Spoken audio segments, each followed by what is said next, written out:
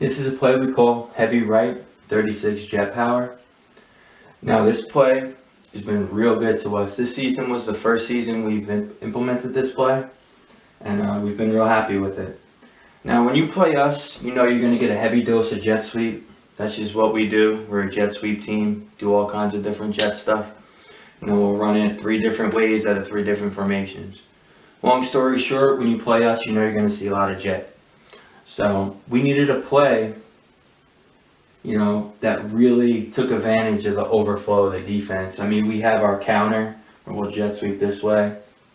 Our slot, we call a 4-back, we'll hit a counter back this way. We have our belly off of it. We have our trap off of it. We also have a QB wedge off it where he'll come in motion, he'll step, and then get behind the wedge. The wedge been great to us, but let me tell you, this jet power has been awesome for us, because as soon as they see the kid come in motion, coaches will either send the corner off the edge, they'll widen, they'll send the corner off the edge, roll the cover 2, they'll loop, they really overflow. To stop our jet and the different variations that we have with it, you really got to commit to stopping it. So we needed something off tackle besides our belly play that really took advantage of the overflow. Now we'll bring our left tackle, when it's heavy right, we'll bring over our left tackle. And we had really good tackles, so bringing that extra body over was great. And a lot of times the defense didn't even shift properly. They were so worried about widening for jet that they didn't even really recognize that. And that's common in youth football.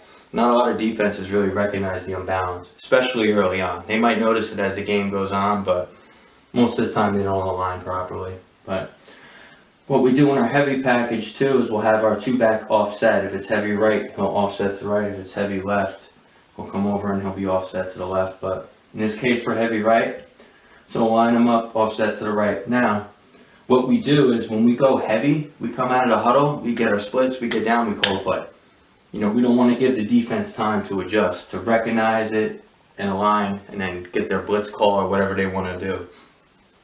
So we like to go fast out of this. Now, when we call jet power, we're going to come up to the line fast. They're going to think it's jet, and they naturally widen. Because we'll run this 3, 4, 5, 6 times even before we call jet power. So, they'll recognize it, they'll overshift, and that's when we hit them inside. But this play will start with our 3-back and jet motion. Quarterback will step, hand the ball to him, he will plant, and he'll cut in right to the 6-hole. Now how we block this is our guard has inside over free blocking rules, so there's no one inside of over, so we want him free.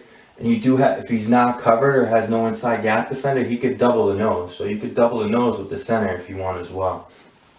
Our tackle has inside over, so there's no one inside, so he's over. So we're blocking over. Now, if you can't handle this tackle or he's slanting that gap, you could double team him too. We try not to, but we know, if we know he's a good player from the game film, from scouting, then we'll double team him. We'll call that deuce. So when they hear deuce, they know they're going to block the tackle. And then if there's a C-gap defender directly in the C, we'll usually deuce that. Now, but let's say he's going to go inside over free. So there's no one inside of over. He's getting free onto linebacker. Again, you could double team him if you want. Now, on our jet sweep, we either bring the split end down to crack, or we have the 4 hook. He's got a step, nice reach step, and hook, and work to seal outside leverage. So after a while, this end, or whoever the edge defender, and if the end's in here and he's there, whoever the edge defender is, he's going to get tired of our 4 hooking him over and over. He's not going to let that happen. So he's going to widen or at least slant out. So this is a really easy block for our 4. Instead of stepping out, he takes that leverage step in and he blocks him out. Now, our 2-back leads right through the hole. Basically, a lot of times this kid will blitz, or they'll slant him down and they'll loop him. So we want him to get this outside linebacker. I mean, if you look, this almost turns into an isolation play because we're really isolating this outside linebacker, the Sam backer. But if he flies out of there, that's great. We keep our head on the swivel, we look inside to out. And then if there's no one there, we keep working up to the next level. But most of the time, this kid sits here. So he leads through the hole. Inside over free, no one inside over. Tight end's got a down call, he's blocking down. Inside over free, so he'll take him. Not worried about any of these guys. And again, the split end could stalk block, or you could have him run off, whatever you want to do.